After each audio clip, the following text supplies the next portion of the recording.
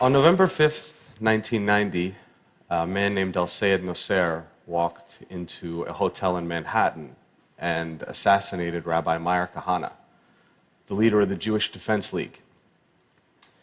Nosser was initially found not guilty of the murder, but while serving time on lesser charges, he and other men began planning attacks on a dozen New York City landmarks, including tunnels, synagogues, and United Nations headquarters. Thankfully, those plans were foiled by an FBI informant. Sadly, the 1993 bombing of the World Trade Center was not. Nosser would eventually be convicted for his involvement in the plot. Al-Sayed Nosser is my father. I was born in Pittsburgh, Pennsylvania in 1983 to him, an Egyptian engineer, and a loving American mother and grade school teacher who together tried their best to create a happy childhood for me. It wasn't until I was 7 years old that our family dynamics started to change. My father exposed me to a side of Islam that few people, including the majority of Muslims, get to see.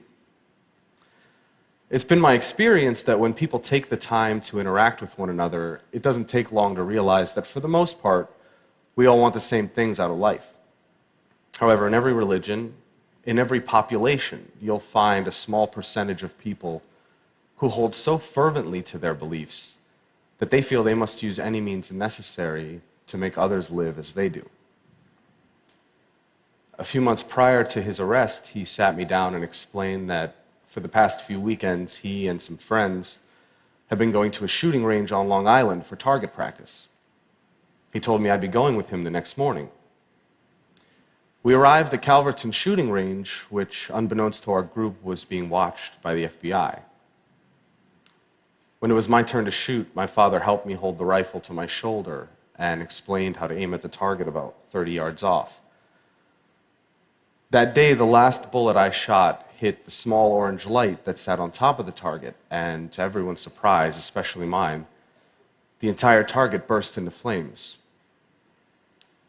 My uncle turned to the other men and in Arabic said, "Ibn Abu," like father, like son.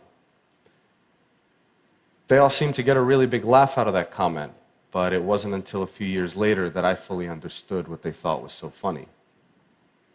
They thought they saw in me the same destruction my father was capable of. Those men would eventually be convicted of placing a van filled with 1,500 pounds of explosives into the sub-level parking lot of the World Trade Center's North Tower, causing an explosion that killed 6 people and injured over 1,000 others. These were the men I looked up to. These were the men I called Ammu, which means uncle. By the time I turned 19, I had already moved 20 times in my life. And that instability during my childhood didn't really provide an opportunity to make many friends. Each time I'd begin to feel comfortable around someone, it was time to pack up and move to the next town. Being the perpetual new face in class, I was frequently the target of bullies. I kept my identity a secret from my classmates to avoid being targeted, but as it turns out, being the quiet, chubby new kid in class was more than enough ammunition. So for the most part, I spent my time at home, reading books and watching TV or playing video games. For those reasons, my social skills were lacking, to say the least. And growing up in a bigoted household, I wasn't prepared for the real world.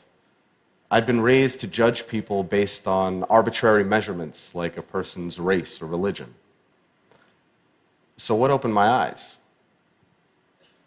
One of my first experiences that challenged this way of thinking was during the 2000 presidential elections.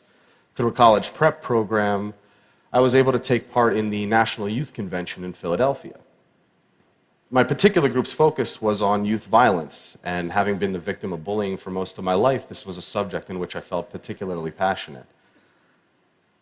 The members of our group came from many different walks of life.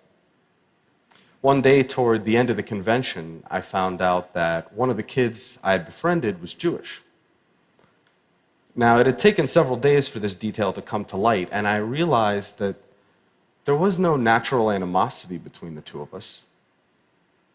I had never had a Jewish friend before, and frankly, I felt a sense of pride and having been able to overcome a barrier that for most of my life I had been led to believe was insurmountable. Another major turning point came when I found a summer job at Busch Gardens, an amusement park. There I was exposed to people from all sorts of faiths and cultures, and that experience proved to be fundamental to the development of my character. Most of my life I'd been taught that homosexuality was a sin, and by extension that all gay people were a negative influence. As chance would have it, I had the opportunity to work with some of the gay performers at a show there, and soon found that many were the kindest, least judgmental people I had ever met.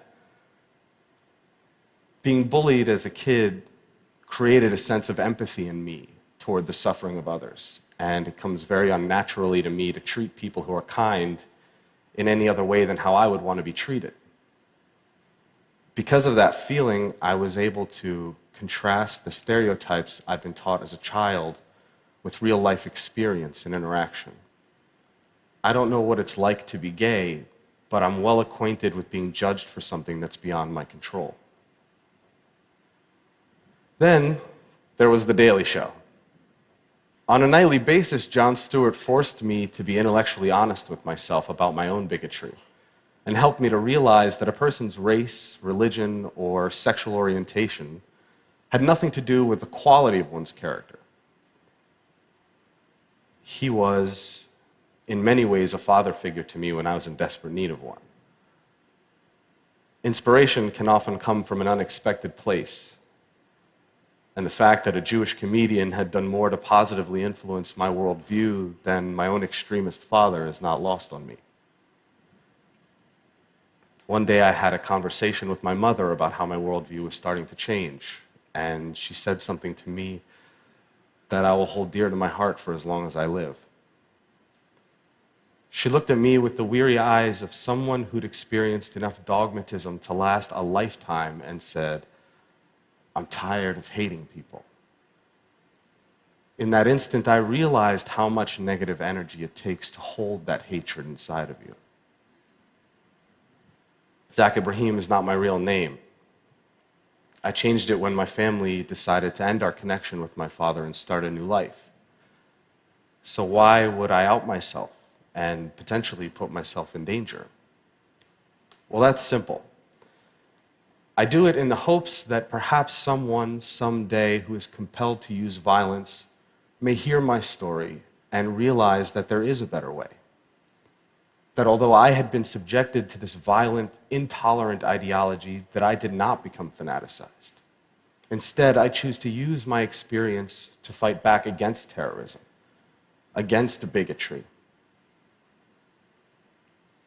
I do it for the victims of terrorism and their loved ones, for the terrible pain and loss that terrorism has forced upon their lives.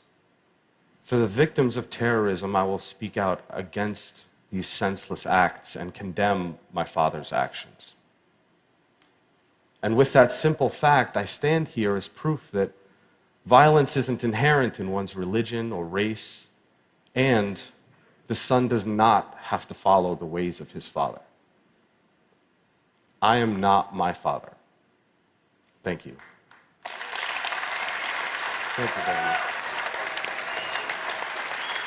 Thank you all. Thanks a lot.